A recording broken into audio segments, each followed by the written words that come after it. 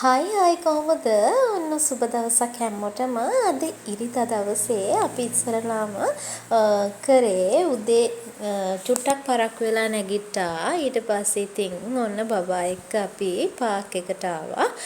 අපේ ගෙවල් ළඟ ඉඳන් විනාඩි 2-3ක දුරින් තමයි මේ කූබිච්චංකුළුම පාක් එක තියෙන්නේ. ඉතින් අපි පාක් එකේ පොඩ්ඩක් සෙල්ලම් කර කර ඉඳලා අපි ගියා බබාගේ ආසම දෙයක් අරගෙන දෙන්න. ඉතින් පොඩි බබාලා ආසයිනේ. පොඩි බබාලා විතරක් නෙමෙයි ලොකු බබාලා වෙන අපිත් ආසයිනේ. ඉතින් මෙන්න මේ අයිස්ක්‍රීම් හබ් එකේ තියෙනවා රසම රස බීමක්. ඉතින් අපි ඔන්න එක බොන්න තමයි ලෑස්ති වෙන්නේ. මේ විදිහට ෆොටෝ ටිකක් අරගෙන එයා කැමති විදිහට එයාගේ කැමතිම මිල්ක් ෂේක් එක බොන්න තමයි මේ ලෑස්ති වෙන්නේ. ඔන්න ඉතින් අපි එක ලෑස්ති. අපි එකක් ඕඩර් කළේ මොකද බබාට ඔක්කොම බොන්න බැරි නිසා. මටත් එච්චරම ගොඩක් බොන්න බැරි නිසා අපි දෙන්න එකක් ඕඩර් කරගත්තා. ඉතින් මේකේ පොඩි අඩුවක් තියෙනවා. අයිස්ක්‍රීම් ටිකක් උඩින් දාලා නැහැ. ඒක තමයි අඩුව. ඉතින් ඔන්න ගෙදර ආව ගමන් තාත්තා යාළුවෙක් ගෙදර එක්කන් ඇවිල්ලා. තේනවනේ ඒකේ නැගලා සෙල්ලම් කරනවා. මට තියෙනවා රිදි ටිකක් නවන්න. ඉතින් ඒ ටික නවාගෙන ඊට පස්සේ තියෙන්නේ හවස් වරුව. අපි බලමු දැන් වෙලාව 3:00යි.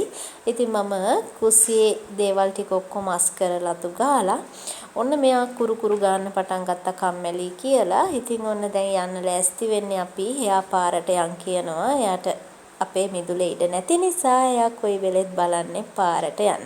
තනියම පාරට යවන්න බැරි නිසා මම ඉතින් පස්සෙන් දුවන එක තමයි කරන්නේ. ඔන්න ඉතින් පාරේ බයික් පදින්න තමයි එයාගේ ආසාව. එන්නකෝ යන්න අපි පාරට බලන්න. මේ වෙලාවේ මාරම අවුවසරයි 3:00 වුණාට ගොඩාක් රස්නේ. වැඩි වෙලාවක් නම් මෙතන ඉන්න බැරි වෙයි. ඔන්න ඉතින් එයා පදිනවා. මේ වෙලාවේ වාහන කොහොමත් අඩුයි. අපේ පාරේ ගොඩාක් වාහන යන්නේ නැහැ. ඉතින් ඒ නිසා නිදහසේ සෙල්ලම් කරන්නත් අවස්ථාව තියෙනවා. ඉතින් මේ පාරේ ඉන්න අය ගොඩාක් සෙල්ලම් කරන්නේ පාරවල් වල තමයි. ඉතින් මං කොහොම හරි මෙයාව එක්කන් ගියා. මේ වෙලාවේ අවුවසැර වැඩි නිසා අපි හවස ආය 5:05 විතර පාරට එනවා. ඉතින් ඔන්න එනකොට මම දෙයක් දැක්කා. ගැරන්ඩියෙක් හිටියා. බලන්නකෝ මේ දවස්වල පොඩි ගැරන්ඩි පැටියෙක් සැරි සරනවා. ඒ ඇස්සේ වලට මම පෙන්නන්නම් මගේ මිදිවැල.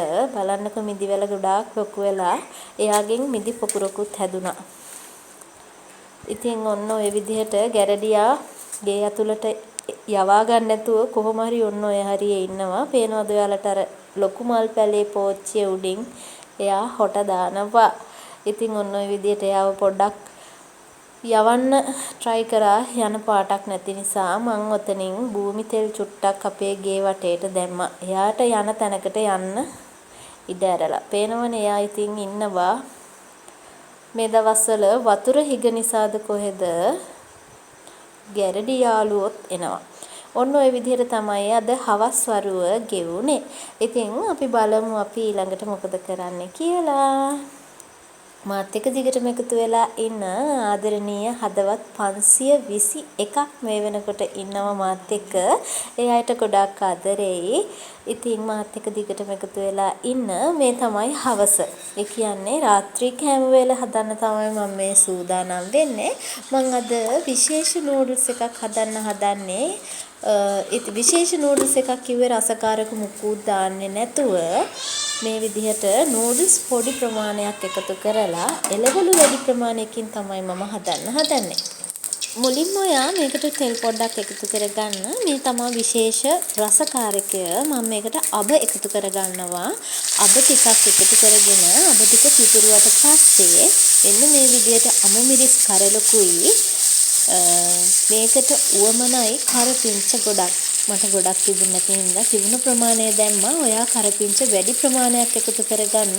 ඊට පස්සේ කහ පොඩ්ඩක් දාගෙන කහ එකේ සුවඳ යනකම් තෙලේ ටෙම්පරාදු කරගන්න. ඊට පස්සේ ඔයාට මේ විදිහට සුවඳට තෙල් එක හැදෙනවා. ඊට පස්සේ අපි කරන්නේ අපි වැඩිපුර ගත්තේ එළවලු කිව්වනේ. මම වැඩිපුර එළවලු කිව්වට ඔක්කොම වැඩිපුර නෙමෙයි. මම ගෝවා ටිකක් වැඩිපුර එකතු කරගත්තා. ගෝවා, කැරට්, ලීස්, බීලුණු, බොන්චි ඒ වගේම මාළු මිරිස් කරලක් එකතු කරගත්තා. මෙන්න මේ විදිහට ටෙම්පරාදු කරගත්තට පස්සේ අපි නූඩල්ස් ටික එකතු කරගමු. මේ විදිහට වැඩිපුර එළවලු දාලා හදාගත්තොත් චූටි බබාලා වුණත් කන්න ආසයි. නූඩල්ස් වලට කොහොමද බබාලා ආසයිනේ. ඉතින් රසය, ගුණය වගේම කිසිම රසකාරකයක් එකතු කරලා නැති නිසා රසය, ගුණය දෙකම තියෙනවා. මේ විදිහට පාට, රසය, ගුණය හරිම රසට පාටට තියෙනවා. ඔයත් හදලා බලන්න. ඔන්න අපේ දවස අද ඉවරයි. මේ විදිහට අපි දෙන්න එකතු වෙලා බිම වාඩි වෙලා අපේ රාත්‍රී කෑම වේල ගන්නවා. ඉතින් ගිහින් එන්නම්. තවත් දවසක හම්බ වෙමු. සුබ දවසක් හැමෝටම.